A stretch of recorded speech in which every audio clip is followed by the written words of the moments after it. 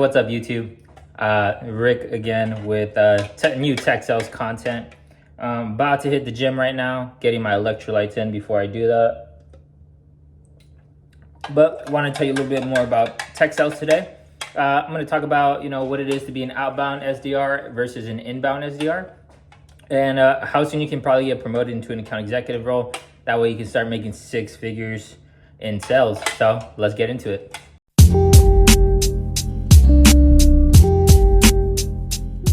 Talk to you today about the difference between inbound sales and outbound sales. The big difference between inbound and outbound sales is outbound is more of your starting sales development representative position. So a lot of times whenever you see SDR on regular jobs, they're typically outbound SDRs. So outbound SDRs are going to be doing those cold callings, those cold emailings, social selling on LinkedIn. So it's really your entry level sales role. So the big difference between outbound and inbound, I would say inbound's more so of a promotion, if you will. So inbound, you're actually taking in warm leads. So that means maybe a company found you on Google and they're like, hey, I'm interested in your software. So, they put in their information for you to call them, or maybe they're even calling you because they found your number there. So inbound sales is a lot easier in terms of, booking meetings, getting them in, making the sale as well. But again, a lot of the times companies will have you start as an outbound, promote you to inbound, and then account executive. Outbound is the entry level role for something like this. So you should be expecting to, work somewhere between 2 to 8 hours a day, doing cold calls, emails, social selling again. For me, at least, I was probably working, 4 hours a day.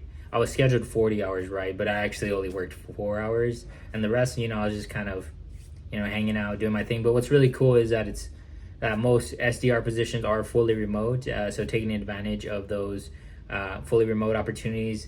I know it's not for everyone. I would also recommend looking into hybrid if you're not into, having a fully remote job. There's obviously a lot of benefits and a lot of cons as well. But, at least for me, whenever I'm looking for a new role, I always look for fully remote just because it's something I'm so used to. Having to go to a gym in the morning, having the time to do that, having the time to really do whatever I want throughout the day, and having that autonomy is definitely one of the big reasons why I love being fully remote. I don't like being micromanaged, and I feel like being in office, a lot of the times you end up being micromanaged because of the office culture, and there's a lot of things that go into it. Not saying that all jobs are like that, but at least from my experience, that's what I've noticed. So I've really do love being fully remote. That being said, to tell you a little bit more about the role itself, a lot of the times you're just cold calling. A lot of places they do maybe 10 to 50 cold calls a day manually. Now if you have an auto dialer like I did, you're doing 350, 150 to 350, even more a day. With me, I average about 350 a day, but again, I had an auto dialer. So an auto dialer basically, as soon as you hit enter on your keyboard, it's going to start auto dialing for you every single company that you have on a list that you're trying to target, trying to get into, trying to cold call. And on my auto dialer, if they didn't answer, it would automatically dial the next number. So typically on an auto dialer, it is a very spray and pray approach, if you will. It's not super relationship based. So again, this can vary from company to company. I personally prefer relationship based selling, less cold calls, more getting to know the company and their needs.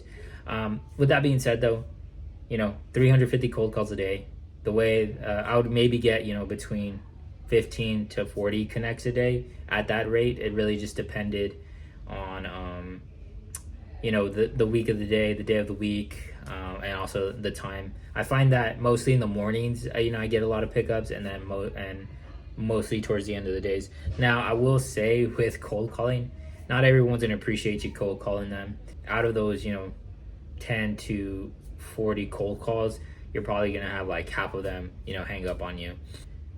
Even though it is like, they might hang up on you and all this, I tell people all the time in regards to sales, you can't be emotionally involved whenever you're in conversations with people, because people do not really care about your feelings at the end of the day, because you're just cold calling them. You might be intruding on their day, and they're like, hey, screw you, stop calling me, hang up, boom.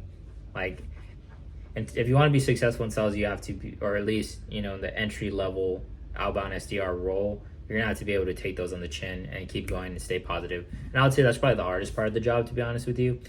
And then of course there's quota, but quota is only hard if your product's not good. If you believe in your product, you're gonna hit quota all the time.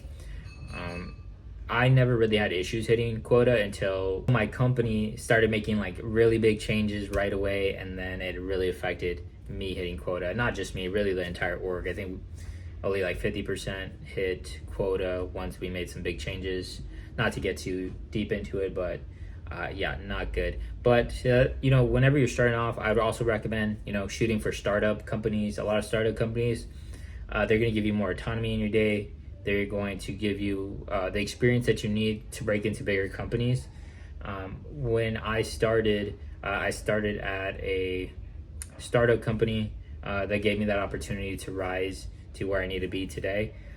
So if you don't have any experience, if you don't have any college degrees, you can always work at a startup. They typically want to have at least a little bit of sales experience, but as long as you know what you're talking about, honestly, you can get away with even having no sales experience at all. And sometimes even if you're honest, sales is a really teachable skill as long as you're willing to learn and work through it. But yeah, so that's a little bit about, the outbound, inbound role. I am super excited to tell you a little bit more about an account executive role, which when you're an account executive, you're definitely going to be making six figures, no doubt in my mind.